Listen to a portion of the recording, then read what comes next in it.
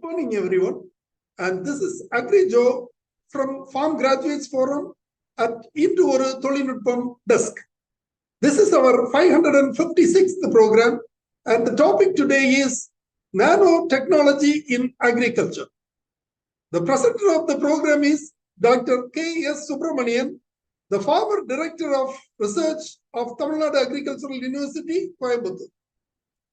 Dr. Subramanian hails from Virudhunagar district of Tamil Nadu, and he did his BSc Agri and MSc Soil Science from Tamil Nadu Agricultural University. Later, he pursued his doctorate from Ottawa University, Canada. After his education, he joined Tamil Nadu Agricultural University as teacher, where he served for 35 years in teaching and research. He has held several positions in various capacities before he was elevated as the Director of Research of the same university. He was instrumental in developing the Nano Science Department, and he was the founder head of the department of the university. He has written several books and published 220 research articles and won 14 awards to his credit. He has served as the nanotechnology chair for 3 years in NABARD. He has also appeared before the Standing Committee of the Parliament, and he has given a talk in Parliament too.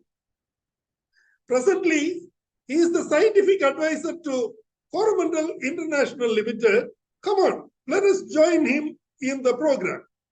Dr. Subramanian, sir, please. Good morning, Joe. Yes, I'll make my presentations bilingual so that everybody gets benefited. Yes, sir. I'll share my slide now. The topic which I'm going to speak is nanotechnology in agriculture. Already I spoke about this subject last year, but currently in the past 1 or 2 months, there is lots of question about nanotechnology in agriculture, particularly nanofertilizer. That's why Joe, wanted me to speak on this particular subject. Certainly, I can add more to this. What is the understanding of nanotechnology and how it is useful in agriculture? So, for better understanding of the team, I just present what is nano. Everybody curious to know what is the word nano. The nano is 1 billionth of a meter.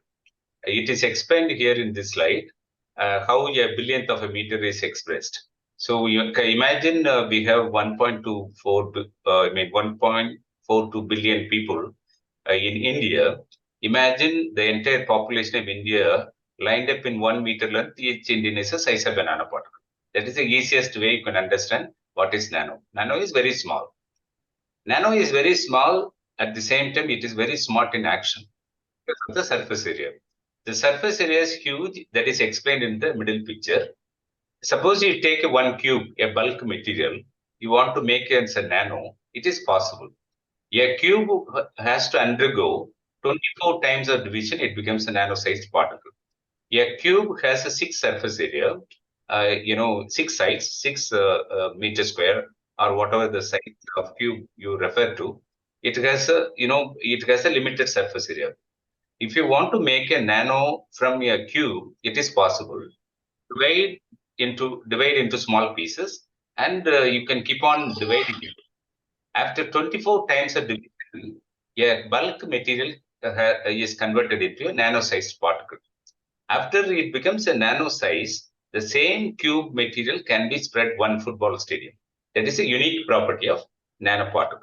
That is why people, they have a difficulty in understanding what is nano. The nano is very small size. The weight remains the same. The surface area is totally different. Surface area is huge. That is why it is potential. You can do lots of manipulation.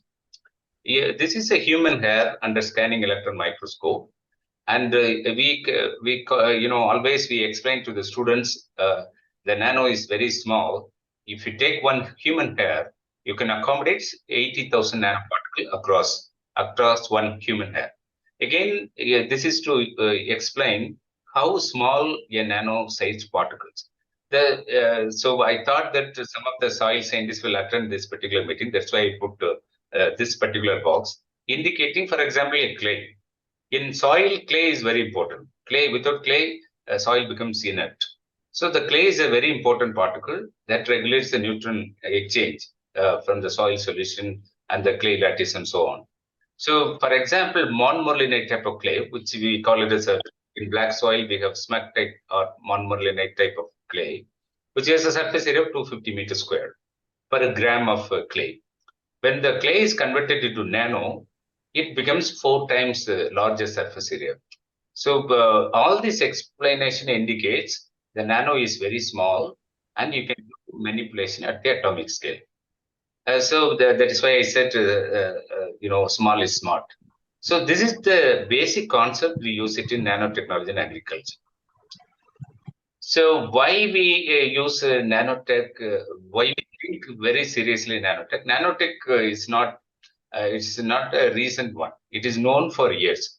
So some of the structures which I am showing in this particular slide indicate our traditional, the forefather or 100 years ago, 200 years ago, maybe 1,000 years ago, they've been using this technology to make the product very visible, very brilliant. And these are some of the examples of nanostructure, nano painting. That's why these paintings stays for a long time. For example, Meenakshi Amman temple, the paintings it never loses its luxury because of they used only the grinding, which we call top-down approach, in which the particle size gets reduced, the surface area improved, and that is why these paintings never loses its lackluster. It is bright all the time. And Mona Lisa, Ajanta cave. This is an example. Even birds, the hummingbird changes its color of the feather using nanotechnology, but he doesn't know what is nanotech, but it is naturally it's being used. So just to cite an example of the current the advertisement. In one advertisement, they say that one building they show Asian paint is showing this. A small material, you have a big surface area to cover for painting. So brilliant color can be achieved through this. The small and big benefit, big surface area and so on. So these are the examples of the nanotech. It's not just rocket science. It is not. It is known for years. It is known for at least 100, 200 years. Now we begin to introduce in agriculture. So why we need it in agriculture? These are the mentors of nanotech. And the first person, Richard Feynman. Richard Feynman says plenty of space at the bottom. There is, he is also referred as a father of nanotechnology, and he uses nanotechnology for electronics. Actually, compared to within the sphere of science and engineering, the major part of nanotechnology exploited only in electronics. We ourselves visualize it. For example, the mobile 50 years ago, we don't know. Maybe 20 years ago, we don't know what is mobile. Now we begin use mobile. Mobile is a typical example of nano device. It has a silicon chip in it. The size of the chip has reduced over the years, but the space has increased. I mean, the surface area increased, and the capacity or capability of the mobile has increased over the years. So that is what he developed a move. He explained the Moore's law. Says that when the size of the semiconductor get reduced, it has more capacity to do that. So those laws, you don't need to worry. But he is one of the leaders in this particular area. It so happened he explained about nanotech somewhere in the year 1959, precisely December 29. Exactly 50 years later, TNAU introduced nanotechnology in agriculture. So I am feeling very happy that I was the first person to lead nanotechnology in agriculture in the university. I gave a throne speech exactly 50 years later of Richard Feynman. This person is Eric Drexler. He mentioned about molecular machinery. He says that anything can be built. It's atomic manipulation. You can fabricate machines, fabricate devices using atomic manipulation. Of course, Abdul Kalam is one of the mentors for me. And he was always saying that nanotechnology would be very useful in agriculture. And Dr. APJ Abdul Kalam, the former president of India, he was so excited when nanotechnology could help in terms of developing artificial limb. That's called low-weight orthocalipers.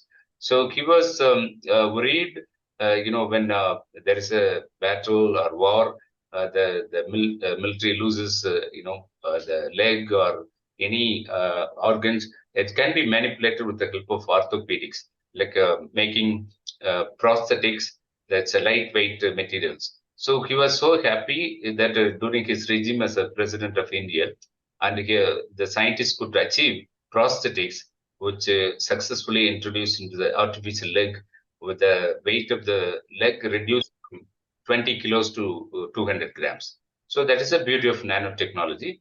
And this is what we exploit in agriculture. So again, going back to the how the nanotechnology was visualized in traditional medicine, as everybody knows that traditionally people were using herbal medicines. Herbs are ground with pestle marker. The pestle is coated with a metal tip that gives as a carrier or nano-sized particles carrying a medicine to the humans and so on. So we also connect the Ayurvedic or traditional medicine to nanotechnology. So the nanotechnology and traditional medicines are closely connected. Considering these views so we started using nano in agriculture. So why do we need nano in agriculture? Is it very important? Why we speak for the past 15 years on nanotechnology in agriculture? So we just look at what is the achievement made by the country and what is the future, what we are going to do in the future, and why do we introduce nanotechnology in agriculture now? And these are the pillars of green revolution. We all know Lal Bahadur Shastri when he was he's a second prime minister of India. At that time, we were starving for food in 60s, and we depend on food from Canada or US, other countries, and we do not have sufficient food. When he was the Prime Minister of India, he said the Indians go, skip the dinner so that 33% of the people would be, nourished in the night.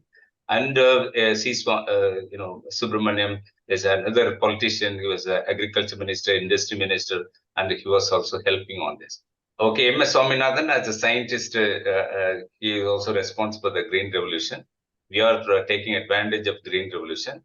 And these are the leaders very helpful in terms of achieving self-sufficiency in food. So this is an example, how we progressed in agriculture. Of course, food grain production increased by 82 million tons in 1960 at the time of Green Revolution. Now we achieved 331 million tons, which is around, nearly 3.54 times more than what we achieved. So now we are, self-sufficient in terms of food grain production. At the same time, we need to continue to produce more to meet the growing population. Such a phenomenal increase in food grain production is possible only through fertilizer. Fertilizer is a very important input in agriculture. Without fertilizer, we will not be able to cultivate crops. So it's very important. So this slides indicate, so there is a 30-fold increase in terms of fertilizer consumption. So that closely coincided with the grain production. So we adequately produce enough food grain. In fact, our granary is flooded with food grain. More than 40 million, currently 60 million tons of food grains being stored in the buffer stock. So that is the beauty of Indian agriculture. At the same time, we need to continue to produce more and more in the years to come. That is a challenging job. That's why we introduce some of the regenerative agriculture technologies. Like here, the population has increased. Recently, we surpassed the population of China. We supposed to have, crossed the Chinese population in the year 2035. That was expected in 2020, but we crossed already in the year 2023, somewhere in the month of June. So now we are the largest population in the world. Certainly, we introduce some new technologies to sustain the productivity in agriculture. So there's one of the issue here. There is lots of fertilizers being used. As this particular picture indicate, there is a 30-fold increase in terms of fertilizer consumption. Currently, we use 30 million tons of fertilizers to sustain the productivity. It comes with a big price of subsidy. Subsidy, Agri Joe, asked so many questions. I built in most of the answers in my presentation. And 2022, the fertilizer subsidies are about 1.62 lakh crore, and that has been increased to in 2023. It is 2.25 lakh crore. It's a huge money being subsidized for fertilizer application by farmers. So put it in a simpler term, those who don't understand what does it mean. For example, one bag of urea is available to the farmer farm gate price is about 270 rupees. If you want to manufacture urea, one bag urea costs about 2,500 rupees. So the 90% of the price is subsidized by the government to benefit farmer to sustain the productivity. So that is why the subsidy is very important. Now, people like me look at some of the technologies which are available to reduce the quantum of fertilizers used. That will help the country a lot. Also, currently the government of India supporting nanotechnology a lot. The reason is they want to reduce the subsidy. They want to make sure that the productivity is maintained with a small quantity of input. That is why the nanotechnology has been introduced. Recently, there is a program called Prime Minister Pranam. This program, it's a program for restoration, awareness, nourishment, and amelioration of Mother Earth. That's what Prime Minister program PM Pranam, which helps in terms of restoration of soil, recycling of organic waste, how to maintain the soil fertility. So that's a major concept is they are using it. So now the issues here, we all aware Indian agriculture is changing a lot, and organic carbon has come down to 0.4% at the in 1960s at the time of Green Revolution, introduction of Green Revolution, it was 1.2% soil organic carbon. Now it has come down to 0.4%. That's a very serious matter of concern. Imbalanced fertilization, we are not fertilizing the crop correctly. NPK ratio is not maintained. It's supposed to be maintained at 4:2:1. We are not following that. More fertilizer is required to produce the same quantity of grain. There are multi-nutrient deficiencies and climate change. These are the challenges Indian agriculture is facing. And how to overcome it? The solution is circular economy. Whatever the residue that comes out of the field has to be plowed back. Regenerative agriculture. Importance given to bio input. Lots of new programs have been introduced this year to encourage people to go for bio input. And we also, as a scientist, we see the changes in the government vision to help bio, micro, nano technologies in agriculture. So that includes artificial intelligence, that includes big data analytics, that includes biotechnological interventions, nano fertilizers, and so on. So these technologies are currently being exploited just to sustain the production of crops, sustain the productivity in agriculture without causing much to the government. So that's what we do. Of course, thanks to Dr. APJ Abdul Kalam. He was the person motivated Indian scientists to go for nanotechnology. As early as in 2007, there was a separate nano mission was introduced, and unfortunately, nano mission was benefiting only IITs and Indian Institute of Science and so on. And the Agriculture University never take advantage of those nano missions. I think people like me, 1 or 2 projects we got it. That's out of 1,000 crore, maybe 1 crore was invested in agriculture.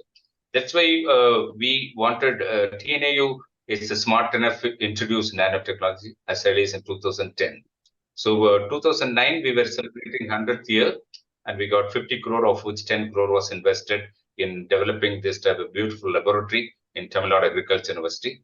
As a head of nanotechnology, I was truly happy that I could make a dent in the technology delivery.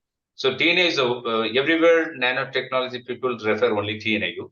For this reason, we introduce an undergraduate subject in nanotechnology, which is 1+0 course. Almost all the agri graduates study this particular course. Though we have not studied in our BS Agri or BSc Horticulture program. Now, almost all the students in TNAU study that course. And we introduced MSc in nanotechnology in 2011, and 2017 PhD was introduced. So these are the development we did it in TNAU that helped TNAU in the nanotechnology map. That's why very frequently ICR or any organization, they work on nanotech, they refer TNAU because of that reason. And of course, TNAU has come up with 10 products, 2 patents have been given, 2 fellows got Prime Minister fellowships. As an individual, I got 30 crore worth of projects and nanotechnology policy in place. And this, I just want to say, many people question me, a common man question is, why we want to introduce nanotechnology in agriculture when other countries are not caring about this? And the reason is India is the first country to have a policy in place. So we developed a policy document for the country, and in which all the aspects have been taken care of. The safety at the different levels, make sure that any product that comes out is evaluated with that policy, and the products can be introduced. So that we have that, of course, lots of obligations have come from the Center for Agriculture and Nanotechnology in TNAU. And I'm just flagging of at least 10 points where we made this lots of headway in terms of understanding nanotechnology in agriculture. Then the subject is open for discussion. Of course, the nano agriculture, I given the definition, infuse nanotechnology concepts and principles in agriculture sciences so that process and product would be precise to deliver input in agriculture. So that is the basic concept of nano agriculture. And now, there are lots of issues related to agriculture. We are not getting sufficient rainfall. We depend on other states for water, irrigation, water, and the people started using drones. People use, invariably, everybody uses a mobile. Under such circumstances, nano is a very important technology to be introduced in agriculture. There are 2 ways nano products are developed, top-down and bottom-up approach. This is a size reduction, which I explained with the medicinal plants, and the grinding repeatedly leading to nano product. That's all top-down approach. Bottom-up approach is atom by atom, we manipulate to get the product. Typically, nano urea, nano DAP, they all bottom-up approach, where the atomic manipulation is done at the atomic scale.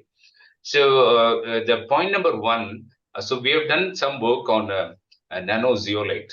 The nano zeolite is a natural mineral which is present in Gujarat and Maharashtra as a mineral, natural mineral. So we took those mineral and grained them repeatedly with the help of ball milling, high energy ball milling for about 6 hours. It converted into nano-sized particles. So these particles, as I mentioned, it has a tremendous surface area. When we put nutrients, it can regulate the nutrient release into the soil. So these are the capsule-like thing we call as a nutri-capsule. And our concept is similar to what Complan or Pediasure does it. Suppose the human nutrition had to be improved, they put several things. So imagine this lady show many things, fruits, vegetables, milk and all. Everything goes through the box of Pediasure. It is a multi-nutrient product, which is nourishing most of the children in India. So likewise, we nanotechnologists think that many input can go together as a single consignment so that we can meet the crop requirement. At the same time, we can sustain the productivity. So in case of zeolite, we could put many nutrients. Actually, zeolite is a natural mineral. It has a negative charge. So we can partially modify the surface so that many nutrients, whether anions or cations, can be done. So the second technology, which is very popular these days, India is the first country to introduce nano fertilizer for use, commercial use. I involved in this process because lots of questions have been raised after the introduction of nano fertilizer in the country. It is not simply recommended to the government. We have taken lots of efforts, make sure that the people understand the technology, and it was present at different levels. So the nano, IFCO introduced nano urea, and it was presented to the committee. It was based on 11,000 location observation trials, 85 ICR trials. It was concluded that it has a role to play in terms of saving fertilizer. So after introducing nano urea, and the people had lots of questions, how 20 gram of nitrogen be equated to 20 kilo of nitrogen, 1 bag of urea. So here, what we are doing is that, of course, there is an IP issue. It is also openly mentioned in many documents, and it has only 4% nitrogen, and one bottle has 500 ml. It is dissolved in 120 liters of water, and it's sprayed over 1 acre of land. And we don't differentiate whether it's rice or maize. Almost all crops recommended similar way. If required, additional bottles are sprayed. So we never mentioned that you can replace or substitute or reduce you can reduce certain percentage of urea. For example, rice is recommended with 120, 60, 60, 120 kg of nitrogen. The 50% is basal dressing with the conventional urea. The top dressing, 2-drop dressing, it is remaining 30 and 30. That 30 kilos can be replaced with two sprays of nano urea. So which means only 25% we are trying to introduce nano urea so that there is a reduction in, subsidy can be reduced. So that's what the scientists view. So what happens that when the urea and the nano urea were sprayed, I think TNAU as a leader for this particular project, we have done lots of basic studies how the nano urea is different from urea. When the urea is sprayed, it takes at least 2 days to at least 48 hours to enter into the plant system. I'm talking about the complete, entry into the plant system. It takes time. We will not be able to visualize it by naked eye. But when we made a comparison with the nano urea and the urea, this is what we have done. We did the high resolution microscopy on the surface of the leaf, and we could see there is these are the leaf surface, nano urea. You could see there is no particle deposited on the surface of the leaf when the spray was given. That is nano urea. On the other hand, when the urea, maybe 1% urea spray was given, and we could see the urea deposit in the surface of the leaf, which remains for a long time. So which means it takes more time to enter, though it is highly soluble. It can enter just like that because we know when the urea is applied within the 4 hours, it is get into the system. Otherwise, it get leached out if there is a rain. We know that it's a highly soluble salt, completely soluble in water. But when we made comparison of the urea sprayed leaf versus nano urea sprayed leaf, nano urea absorb quickly. Within 2 hours, nothing could be seen on the surface of the leaf. That's one of the reasons. Another one, there is an assimilatory pathway inside the leaf that also we examined. We examined all the enzymes that are required. The green bars are the indicative of nano urea, and the yellow bars are the regular urea. We could see, a common man would know, there is a higher activity in terms of nano urea, slightly higher activity. That's what we've seen. So these are the basic information which was made available for interaction at the high level discussion, like a parliamentary standing committee and so on. So nano urea can enter into the leaf system quickly. Nano urea enter into the system and get into the assimilatory pathway, and there is a higher activity comparison to regular urea. That also keeps the leaf greener. So these are some of the insights you will not see anywhere, but we have done it in TNAU, and we also shared some of the data at the national level. So this is quite convincing to do that. So by doing this practice, as I mentioned, for rice or any other crop, we can introduce nano urea substitution up to 25% at the maximum, not more than that. At this point, we understand only that. Another advantage we have seen in case of nano urea is that there is tremendous changes in the root morphology, root architecture. So it also facilitates the plant to take more nutrients from the soil.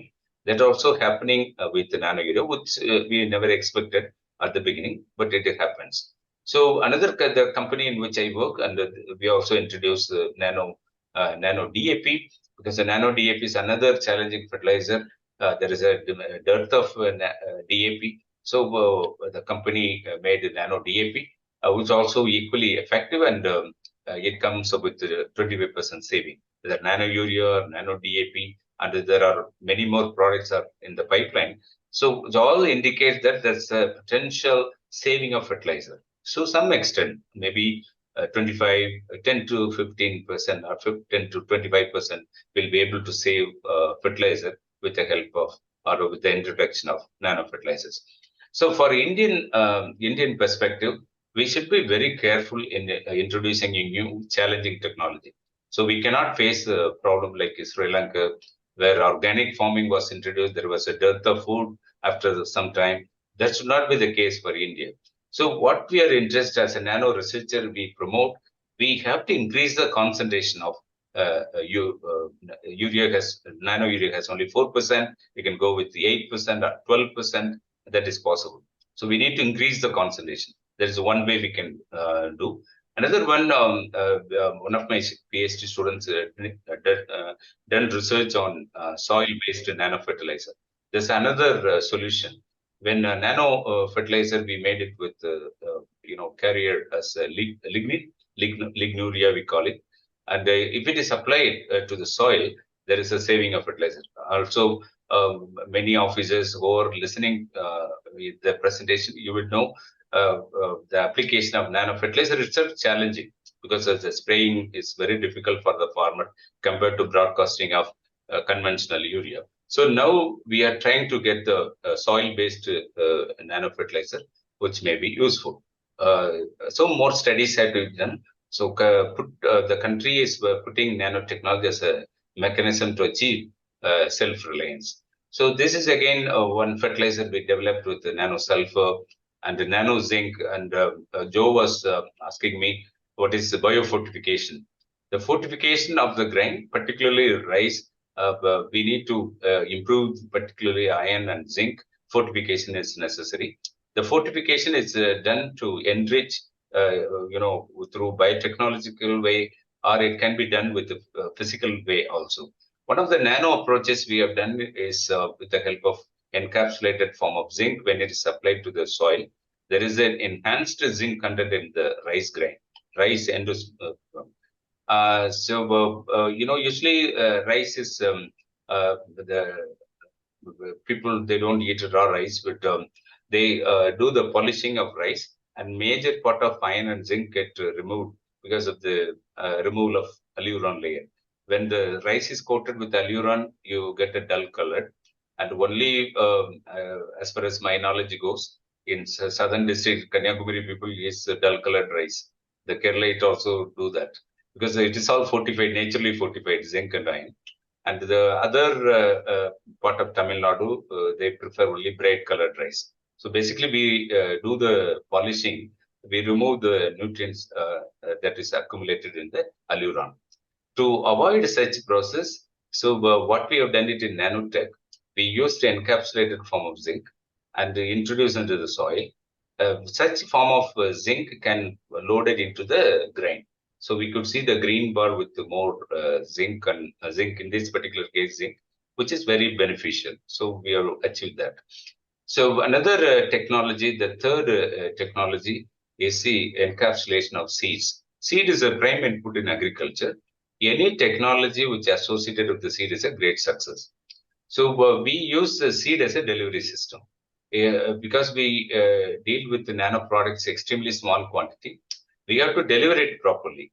So for which we have done some work on nano fiber technology. For a common man understanding, nano fiber is the cotton candy technology. You all aware of Panjimutayan Keliputupinga. Panjimutayan, that is we technically referred as a nano fiber. These nano fibers can carry many input together. So the beauty of this technology, nano fiber is made of polymer. And the polymer, this is the nano fiber. This machine is an electro spinning machine, similar to cotton candy machine. So this machine has several needles in it. Each needle carries different input. So we have the capability to put several inputs together as a form of seed encapsulation. So we give a coating. இது வந்து groundnut seed which is coated with nano fiber which carries all the nutrients. So farmer cannot go with several nutrients independently. So by doing this approach, simply a coating, seed coating is enough to meet the nutrient requirement of the crop. That we demonstrated at the small scale. Then again, the surface area matters a lot. 1 gram of the nanofiber has a 10,000 meters squared, and 1 gram nanofiber can be stretched for 1,000 kilometers or so. So such a beautiful technology we can manipulate, and we can also put several input together. So in case of pulses, we have done on pulses where the seed coating was done with the nanofibers, putting several inputs like bioinoculants, nutrients, pesticides, hormones. So many input can go together as a single technology. And it is very important. We all agree, graduates, we know after sowing, there are lots of disturbance in the system, constraint of moisture, pest and diseases coming at different levels, and it causes trouble to the crop. And unlike when we were young, many people go to the field. Now nobody goes to the field. Farmers themselves, they don't know, they don't go to the field. Now the situation is, as a nanotechnologist, we are interested to develop the encapsulated form, like a nanofiber coating. By doing this, almost the crop is protected from nutrients, protected from nutrient deficiency, pests and diseases, and so on. One solution for all. So you sow the seed, next time you only harvest. So that type of technology we are aiming to do. Of course, it is working very well at the limited scale. One of my PhD students had done this work, and you could see the crop that are cultivated with the nanofiber coating.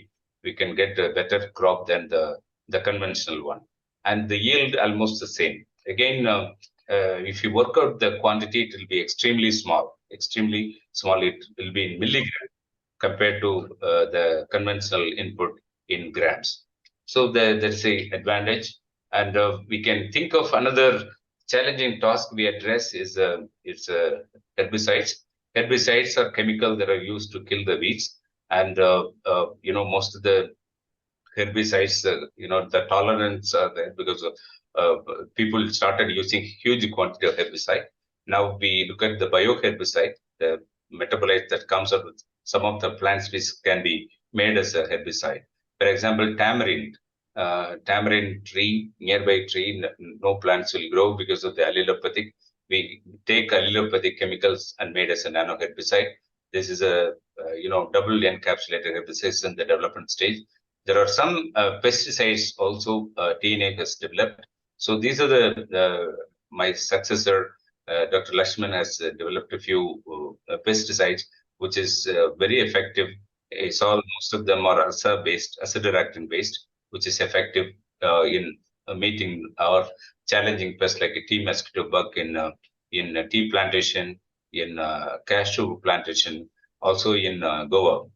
It is very challenging. We would use a nano formulation which is effective in controlling the pest. Coffee stem borer is another one. Greening disease in Tadingudusai and Tandikudi. We have efficiently demonstrated that this formulation would help.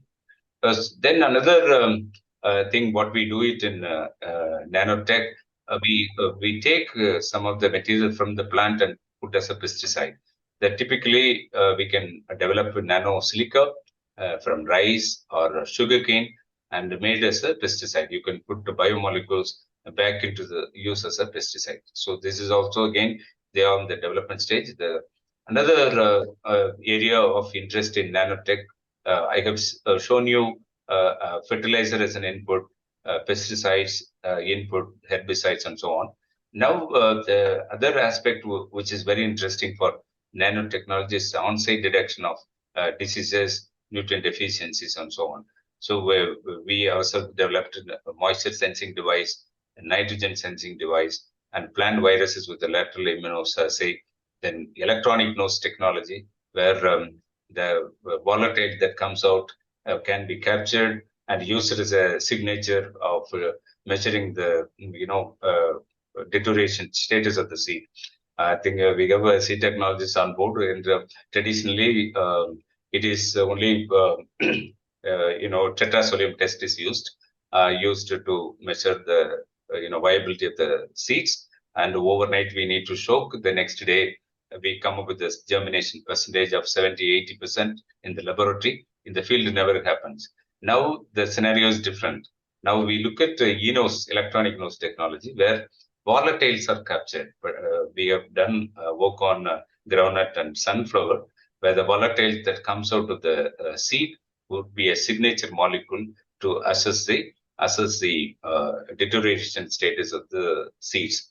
So compared to the electrical conductivity, which is commonly measured by the seed technologies, if you measure the electric conductivity, you have the variation in the range of 0.4 to 0.6.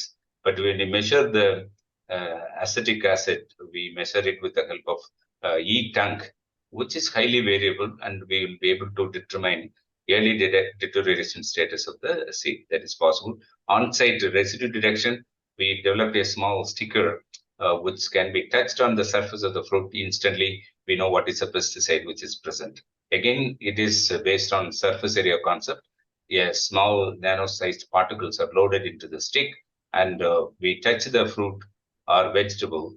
The surface residue get transferred into the nanoparticle. Instantly, we measure it. So these are the sensor, and I got a major project funded by Canadian government. 12 crore I got it to develop several technologies to minimize the loss of fruits. And we have a nano formulation, we have a nano sticker, we have the pattern, we have the pattern for the nano pellets that can be used as a preservative. And you may be, well known about the air, which is fumigating the bathrooms and all. So same concept, we use it for preserving the fruit. That is a nano sticker. And we got the pattern now. Now we are looking for the commercial agent to make this type of fibers. So again, we can make degradable films with the help of nanotechnology, and we can make lure, for honeybees. Honeybees get attracted with sunflower. Sunflower cultivation is a challenging now because parent damage is very extensive. Now we try to develop a sensing device like a lure, which can attract honeybees without the flower. So again, without flower, you can do that. This is a needle-like stuff. One of my postdoc has done this work, and he will file a patent on this, where without flower, you put this device in the field, and the honeybee would not expect any flower to be there, and it get attracted with this type of device. So we do this kind of a challenging task in nanotechnology. So these are our publications, several books I have written.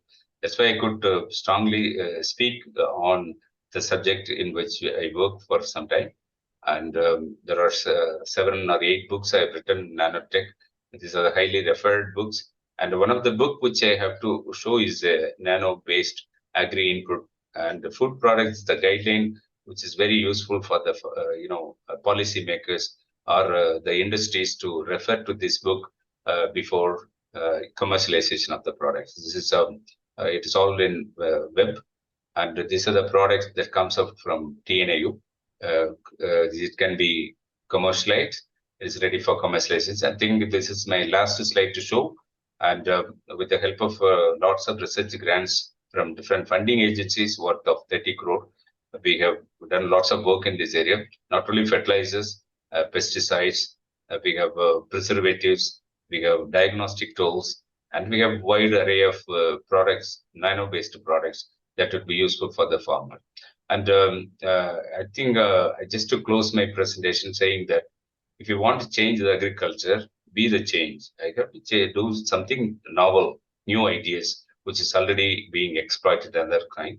One of the important event which I have to tell to the forum that I was given an opportunity to speak in the parliament about this subject, and I spoke on this, and based on the comments, based on the observations, some of my suggestions were very helpful in terms of policy decisions by the country. So I have to thank all the funding agencies who provided funds. Thank you, Dr. K.S. Subramanian. Your presentation was excellent.